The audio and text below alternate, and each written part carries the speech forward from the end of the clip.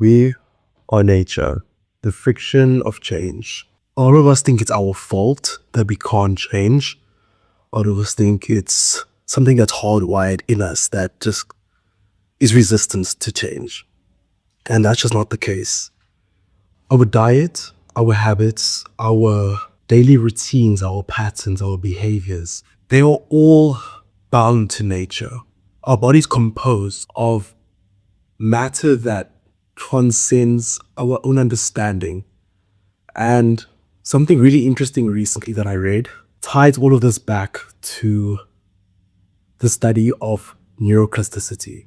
What this entails is that many of us fundamentally misunderstand how change works.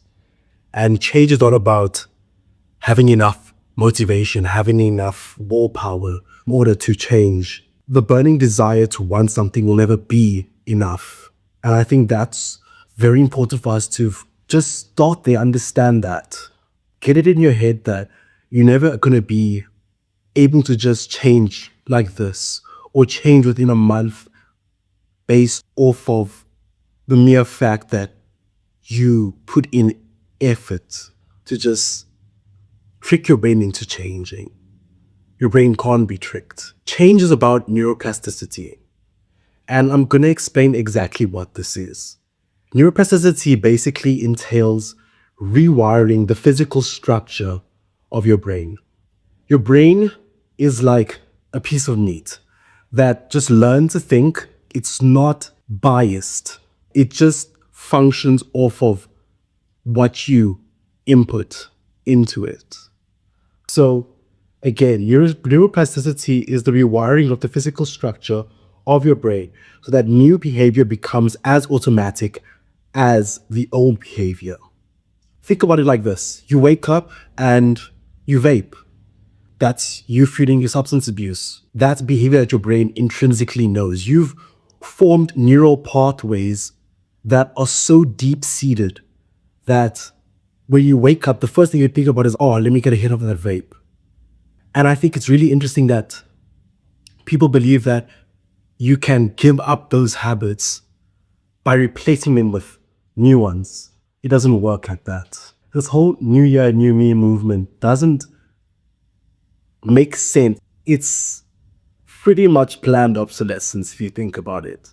It can only work for so long and then it fails. Literally, it's planned obsolescence. By the time you make your promise to yourself that yes, I'm going to start gymming, yes, I'm going to start doing this year, and it's January, by February, March, that promise that you made to yourself is out of the window now because you're trying to overlay this new habit of yours, this gymming, or whatever it is that you're trying to do positively in your life over the old neural architecture that exists, and it's almost baked into your brain a bit, hey? No, let's just discuss how this mechanism, neuroplasticity, is tethered to change. Your brain, like I said, is a piece of meat that just learned how to think. Therefore, it can be reshaped once you understand how the mechanism of neuroplasticity varying works. Your brain is not fixed. Your brain is not hardwired.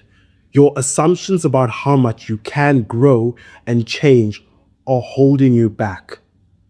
This is a quote by Carol Dweck. If you go one level deeper, adulthood does not equate to a fully developed brain. It does not equate to the end of what you deem to be your level of development. Your neural pathways don't just stop functioning or stop rerouting and growing by the time you reach a certain age. So to say, we've been made to believe that you've got the neural structure you got and that's it. Nothing else can be done after that. That's not the case. Therefore, your brain just adapts accordingly. It's there to just make sure that you stay alive. Your brain frequently rewires itself based on your habits, your thoughts, and what you pay attention to. This is neuroplasticity. This is quite literally why people don't understand that change is not something you can just will into existence. It's literally you first having to unlearn or deconstruct the old neural architecture in order to form new architecture. You can't build another building over an existing building that's about to collapse. You need to first demolish the existing flawed building and start afresh, choosing to put in the work to first undo what has been done before you want to do what needs to be done. The brain's ability to form new neural connections and reorganize existing ones, that's neuroplasticity. And one thing I want you to understand about neuroplasticity, it does not assign greater value to good habits in comparison to the bad ones. It's value neutral. It doesn't have any sort of preference or bias to what sort of habits, patterns, behaviors, routines are being formed.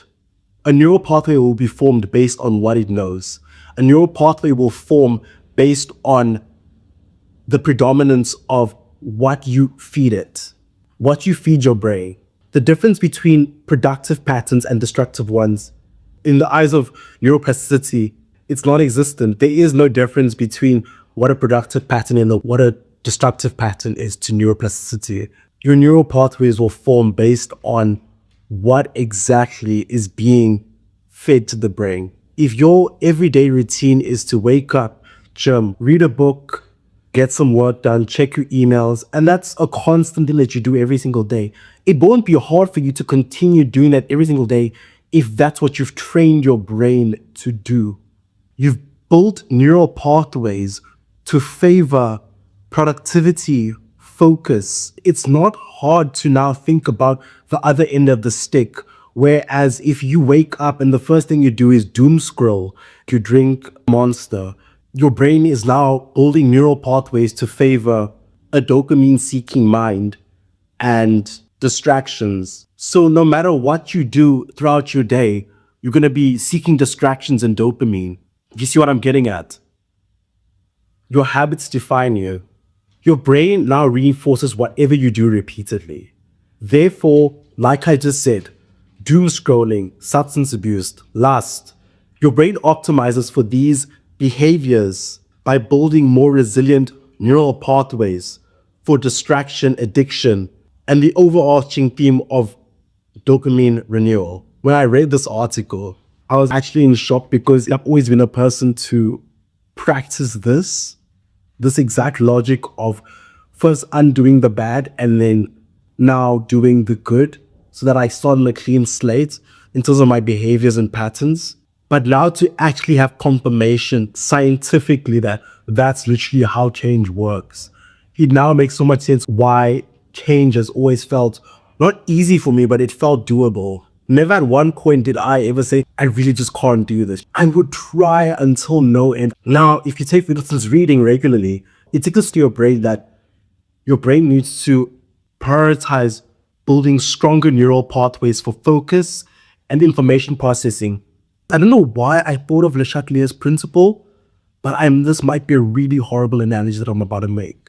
So how I see it is that you have reading on one end of the reaction and information processing and focus on the other end, which are the products of reading. The more reading that you do, it favors the forward reaction and you gain more focus and more information processing. Let's explore the fact that the reverse reaction would be something completely different and it would actually destroy the analogy that I'm making.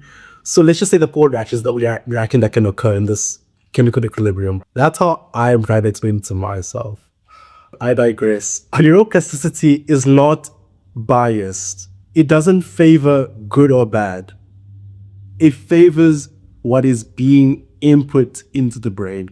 Therefore, this mechanism that your brain has makes your brain non-judgmental towards patterns, decisions, behaviors, habits, so on and so forth. It works based off survival instincts. In order to change positively, you can't just overlay a new behavior over an old neural architecture. You can't build a new building over a structurally flawed old building. You need to understand that all neural pathways are predominant. Here's a great analogy that actually describes how a neural pathway can be interpreted. It's like trying to redirect a river. You can dig a new channel, but if the old channel is deeper and more established, the water is going to keep on flowing in the predominant direction. You cannot put a new behavior, a new habit, a new routine over something that's structurally more predominant, structurally is ingrained in you. And I'm going to close off by saying that change is doable, change is possible when you start to educate yourself on how can I change? Really take the time to educate yourself on what's the science behind it. Don't just try it on a whim to think that I can get up one day and be like, yes, I'm going to be the best cyclist in the world. Okay, how? You drink almost every single day. You smoke like it's a religion. How?